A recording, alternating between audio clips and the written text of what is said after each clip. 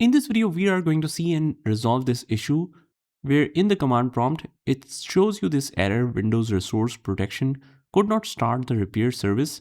And that usually happens whenever you are trying to run the SFC command. So here's a quick solution on how you can resolve this. So first of all, what we do is just go to the start menu and right here, services, open that up, and we will just expand the space so that we can see everything clearly. And we will find Windows Module Installer. So press W and it will take you to the W section.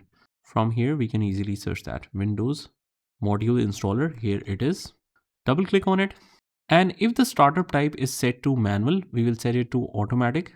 And if it is not already started, like you can see here, it's stopped. We can click on start and apply and OK.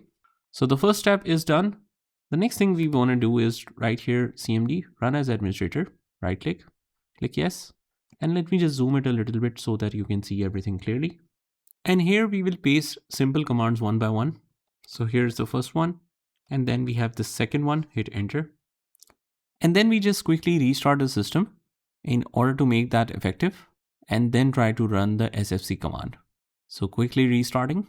And once we do that, let's go to the CMD again. And if we now try to run the SFC command, that is SFC/scannow.